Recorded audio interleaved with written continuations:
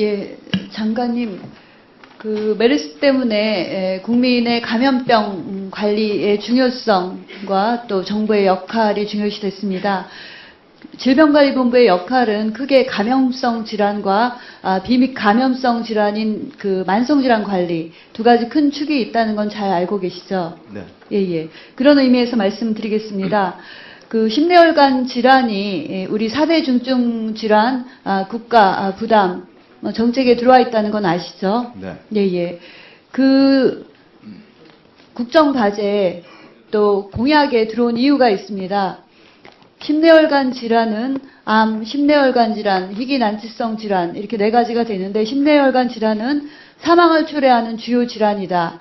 또 500만 원 이상 혹은 1000만 원 이상의 고액 의료비를 부담하는 질환이다라는 거죠. 그죠? 예. 그런 의미에서 심내혈관의 중요성은 잘 알고 있으시리라 이렇게 생각합니다. 그런 의미에서 질병관리본부가 청으로 승격되지는 않지만 질병관리본부의 독립성을 강화하고 인력과 예산의 자율성을 주겠다 이렇게 발표를 하셨습니다. 그러면 질병관리본부가 감염성 질환 못지않게 비감염성 질환인 만성질환, 특히 심내혈관 질환을 어떻게 관리할 거냐가 중요합니다. 그래서 어떻게 관리할 거냐라는 부분은 법적인 근거가 또 분명히 있어야 된다고 생각합니다. 그런데 현재 질환 중에 감염성 질환은 감염성 관리 및 예방에 관한 법률이 있는데 비감염성 질환인 만성 질환에 대해서는 법이 없습니다. 법이 없다는 건 알고 계시죠? 예. 그래서 최근 10년간 만성 질환 관리에 관한 법이 있어야 된다. 국민적 요구, 의료계 요구, 전체 정부 부처에서도 요구가 있었습니다만 만성 질환의 범위가 넓다 보니까 예산 부분 이런 것 때문에 대안으로 제시된 것이 심내혈관 관리 및 예방에 관한 법률이었습니다. 그래서 수차례 토론회와 관련 단체 또 정부 의견을 모아서 제가 심내혈관 질환 예방 및 관리에 관한 법률을 발의를 했습니다만 아직 심의조차 되지 않았습니다. 그런데 이것을 제가 이 시기에 말씀드리는 것은 법안 소위 때도 심의를 하겠지만은 지금 질병관리본부가 이제 새로 체제가 바뀔 때 감염성 질환이 중요하다고 해서 비감염성 질환의 중요성을 망각하면 안 된다. 그렇기 때문에 법의 근거가 이 시기에 굉장히 중요하다. 이런 말씀 드립니다. 동의하십니까? 예, 동의합니다. 예. 그 이유는 지금 제가 메르스 사태 이후에 에볼라 등등 여러 가지 감염성 질환이 국민적 관심을 받기는 했지만 그럼에도 불구하고 질병관리본부 예산이나 조직이나 바뀐 게 없었습니다. 저는 그간에 국정감사 이번에 3번째지만 지난 2년 동안 국정감사 보건복지위에서 끊임없이 감염성 관리와 관련된 예산과 R&D 예산이 늘어나야 된다. 그럼에도 불구하고 계속 감액되고 있다라는 부분을 끊임없이 주장했지만 시정이 되지 않았습니다. 역학조사관의 중요성, 증원의 중요성도 얘기했지만 이번에 메르스 이전에 증원되지 않았습니다. 뿐만 아니라 우리 위기 경보와 관련된 센터가 있어서 세계적인 정보를 제공받고 또 세계적으로 협력하고 이런 면에서 감염병 관리센터, 특히 위기경보 대응과 또 대협력과 관련된 부분을 센터로 늘려야 된다 이런 주장도 했지만 정부나 언론 아무도 관심 갖지 않았습니다. 근데 메르스가 생기니까 관심을 갖게 됐거든요. 그래서 말씀드립니다. 메르스나 감염성 질환은 1년 내내 있는 것은 아닙니다. 그죠?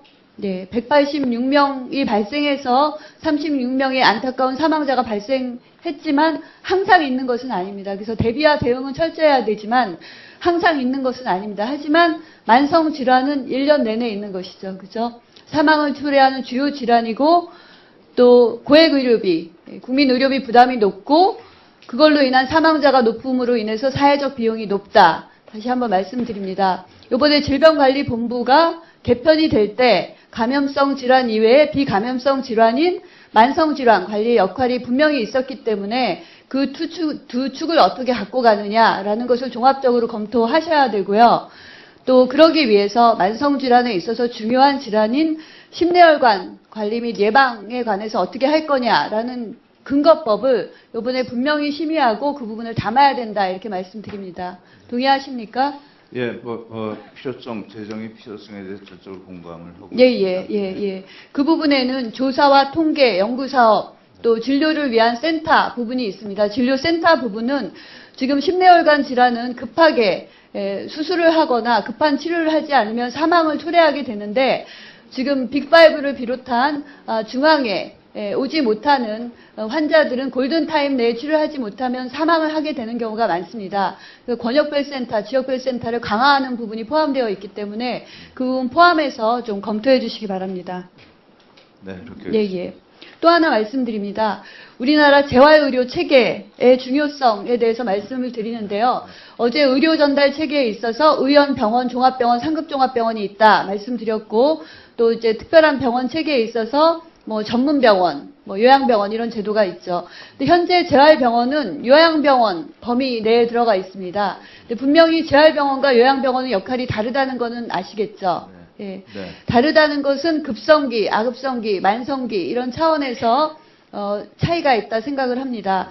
예를 들어서 척추 손상을 받게 되면 신경학적 손상이 있고 신경학적 회복이 빠르면 6개월, 늦으면 1년 6개월에서 2년까지 회복이 일어나는데 회복기에 재활치료를 충분히 받아야지만 그 장애를 최소화할 수 있습니다. 그래서 아급성기 치료가 중요한데 지금 재활병원은 요양병원 안에 들어가 있기 때문에 요양병원과 재활병원의 차이가 없게 되어 있습니다.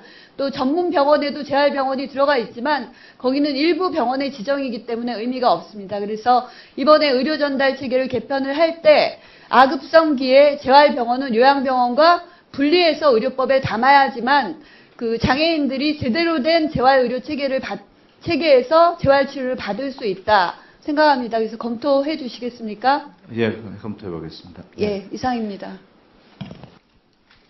네, 수고하셨습니다. 이어서 존경하는 김용익 위원님 질의해 주시기 바랍니다.